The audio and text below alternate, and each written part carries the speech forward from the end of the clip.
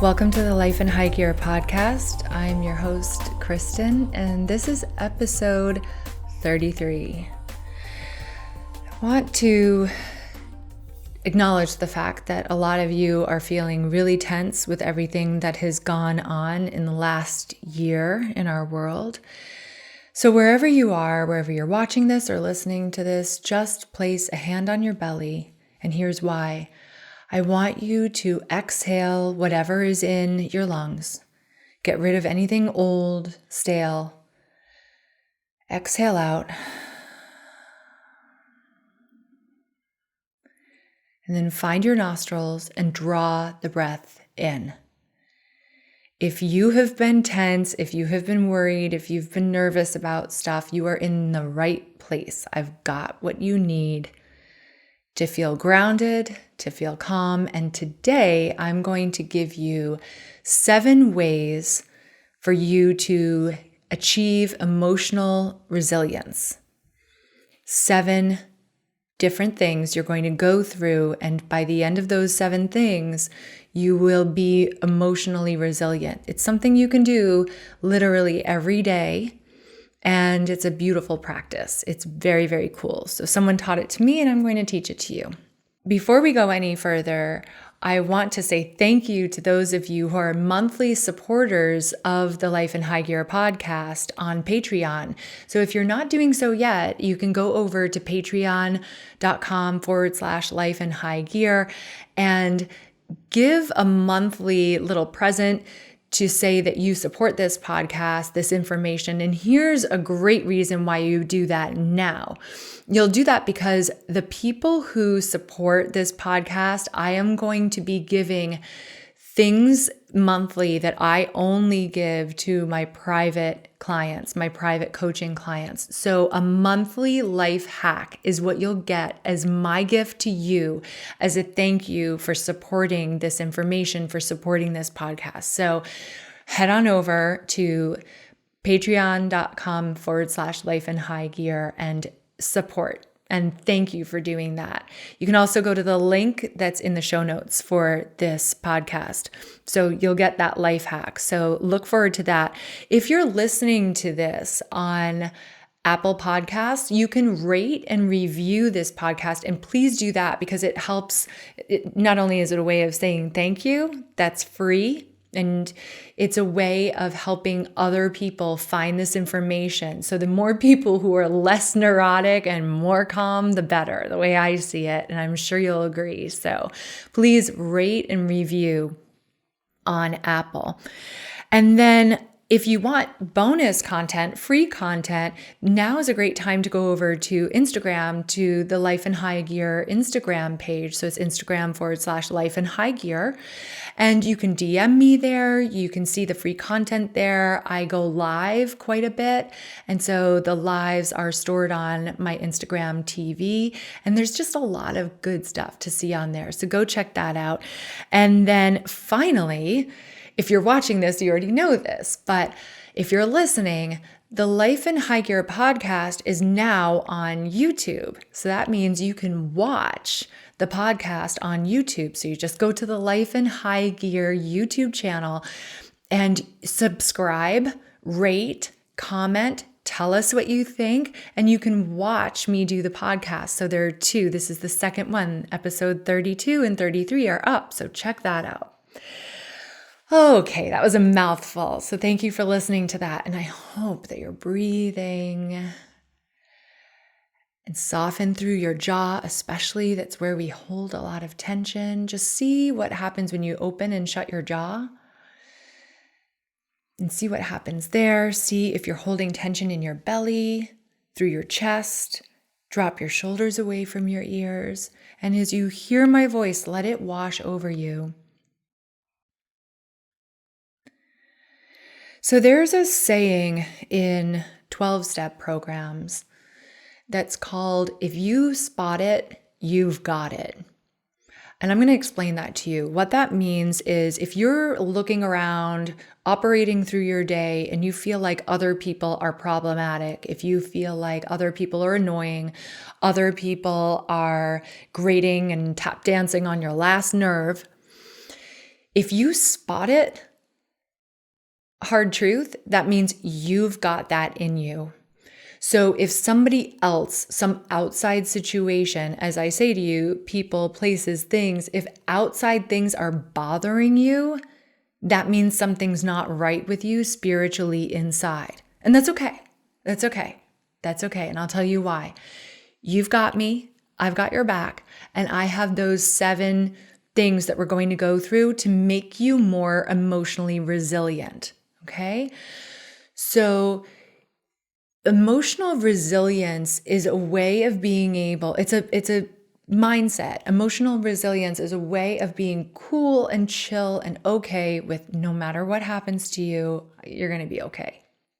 But how are you supposed to achieve that? Well, here's what. You're a human being. Things annoy you. But if outside things are annoying you, that means something's not right inside you. But I'll go further with that. If you see somebody doing something wrong, like let's say you're observing somebody taking a long time in line to order their coffee, or they're not organized and they don't know, oh, I don't know what I want to order. Do I want a latte or a cappuccino? And that bothers you. That means you sometimes are late. That means you sometimes are not organized. That means you sometimes hold up a line and annoy other people. So again, if you spot it, you've got it. And that's, like I said, it's okay. Just be gracious and patient with yourself and know that I've got your back. So let's get into these tools, shall we? Okay. So as you're breathing and listening, watching, observe how you feel. And what I'd like you to do right now is recall. This is step 1. And in the show notes, if you check out the show notes, I'll write all 7 steps in the show notes so that you can do this practice. And you can do it today, you can do it every day. Step 1 is I'd like you to do, step 1, recall a situation a long time ago or recently. Recall a situation that is upsetting. I encourage you to recall a situation that's very, very, very disturbing. Because not so that you can relive it, not so you can re-traumatize yourself, but because you're in a safe place right now with me. This is what my private coaching clients enjoy, that I keep them safe, that they're with me, and that nothing can happen to them, and they have the chance to evolve and to grow. So you're with me right now. What is a situation that was really painful? Recall it. Bring it to mind. Keep breathing. Now, you've recalled that situation. How does it feel? What are the feelings? Are you threatened? Are you scared? Are you terrified? Are you angry? Are you furious? Are you irate? Are you disturbed? Are you just restless? Are you just irritable? Or is it deeper than that? How do you feel? And if you need help getting in touch with your feelings, who can blame you? On previous episodes, you can get the feelings wheel. And I'll tell you what, I'll drop the feelings wheel in the show notes for this too, so you can see in color the feelings wheel. Okay? And you can see what feelings could be possible. So, step 1, recall the situation. Step 2, how do you feel? How do you feel right now recalling that? Step 3, give it a label. Give this situation a label. It's threatening. You can use a feelings word. You can use a label. You can call it anything you want. You can call it, I don't know. You can call it anything. You can just call it annoying. You can call it fierce. You can call it unacceptable. You can give it a label. Give it a label right now. If you have your notebook, a lot of people who listen to and watch this podcast use a notebook. I'd like you to get your notebook now. You can pause this, go get a notebook or a piece of paper and write down the label. Okay. So step 1 is recall. Step 2, feel your feelings. Step 3, give it a label. Next, step 4, write. You can pause this podcast. You can pause the video. I want you to write from your point of view for a few minutes, and I'm going to give you 3 minutes, and you can set a timer on your phone. For 3 minutes, write about how you feel about this situation that you recalled, a painful situation. How do you feel? So you can pause, set your timer for 3 minutes. How do you feel? Next, take a deep breath. This is a lot, I know. This is a lot, and this next part is hard. Take a deep breath, breathe out. So we're still in step 4, where you write. You wrote about your point of view, how this made you feel. What happened in this situation? What exactly occurred? Next, you're going to write, this is the most difficult part, from the other person who was involved in this, from their point of view. So let's say it was an argument with your mother. Let's say it was a difficult interaction with a coworker. Whatever it may be, or maybe it was a set of people, write from the other point of view. I know it's hard. Write from the other point of view what happened. So write it from their point of view. 2 or 3 minutes. Okay? Once again, you can pause.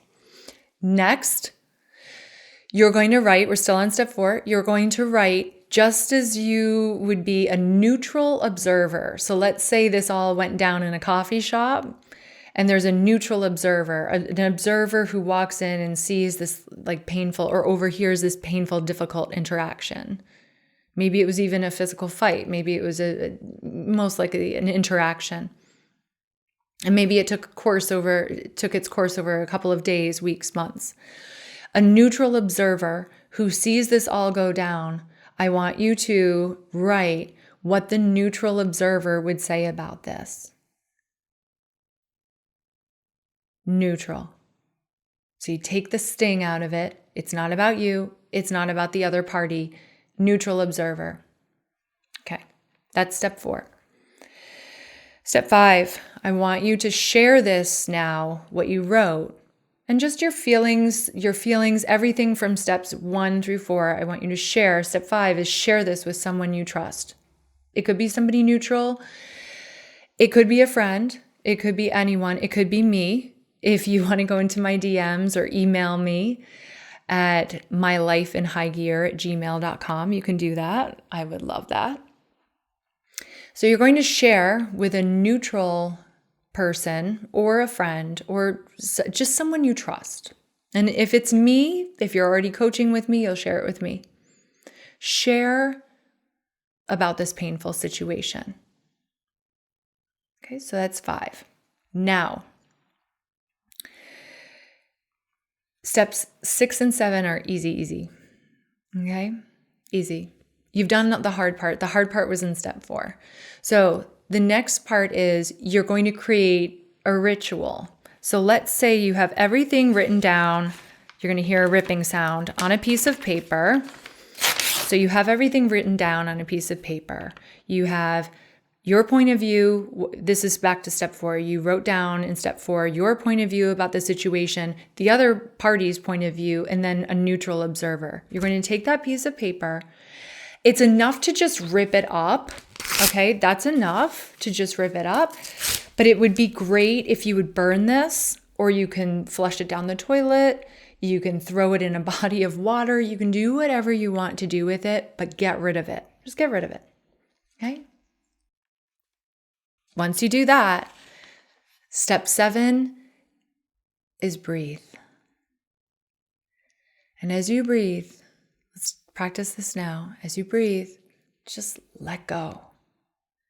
Let go, knowing that situations, whether they're painful or uncomfortable, annoying, tragic, traumatic, they're not about you. They're not about you. Things that happen to you, things that are outside of you, even if you're involved in them, they are not you. So knowing that, step 7 is just breathe and let go.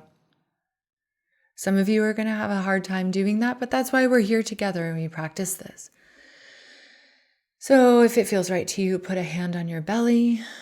You can also just put your fingers on either side of your jaw, open and shut your mouth, and just like kind of let go, touch that space. You can also, this is very healing, take a hand and put it over the front of your head and put a hand over the back of your head and just press.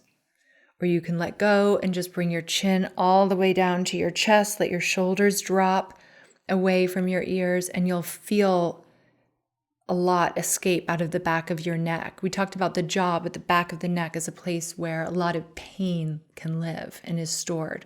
So sometimes when people are stressed out, you'll see people take their nose down and roll their chin rather, from side to side. And you might even do that unconsciously. Part of the reason you do that is, or we do that rather, is there's a lot stored in the back of the neck. So we're just on step 7, we're letting go. So let's review.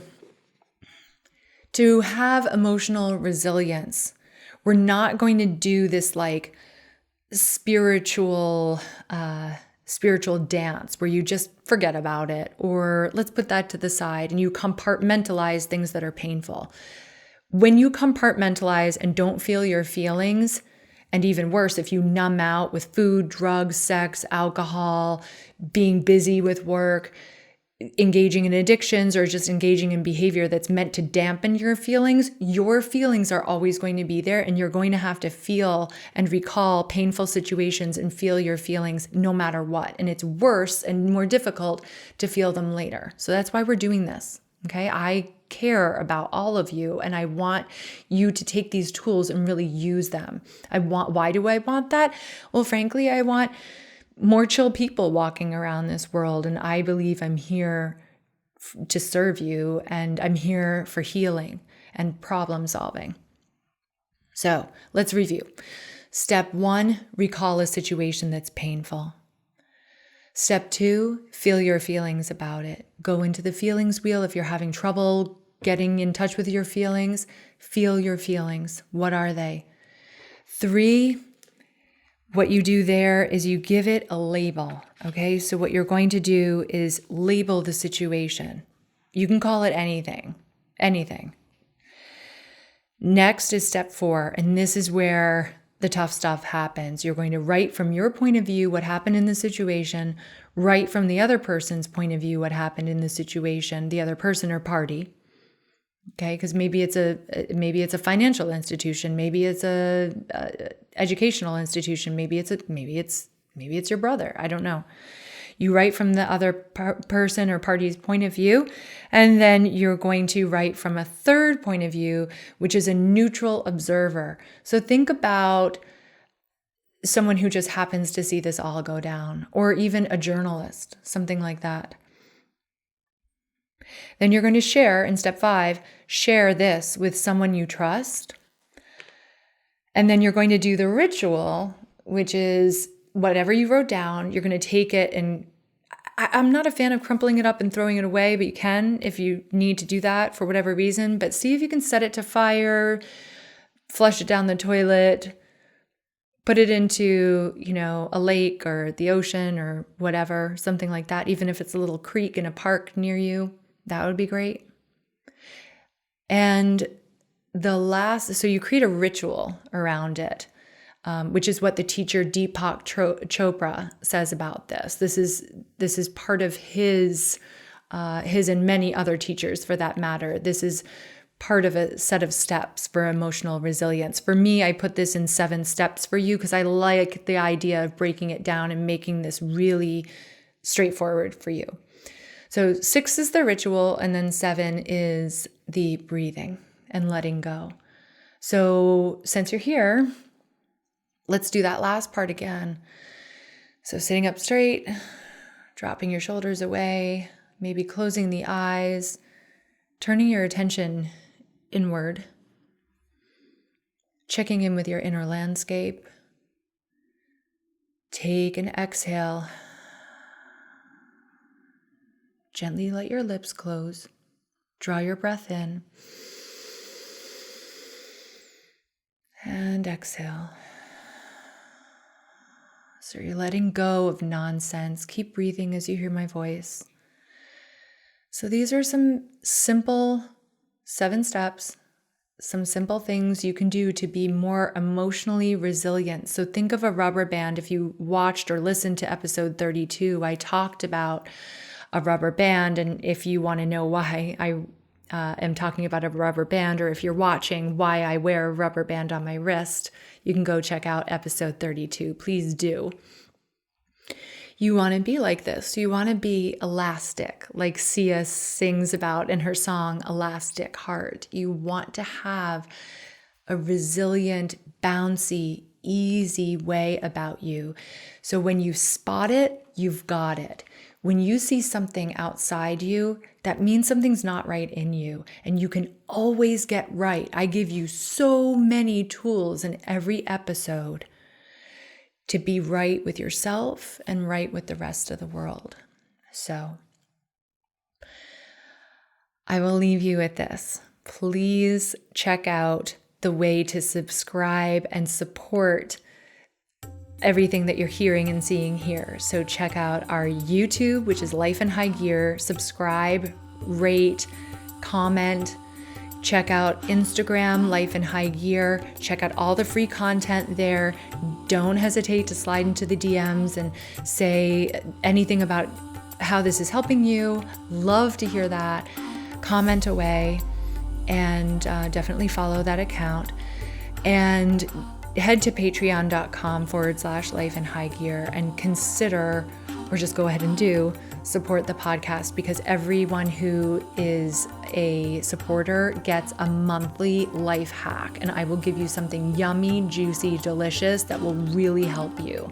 That'll be only for those people who are supporting on Patreon, because that helps keep this podcast and all of the information going. So as you take this next breath,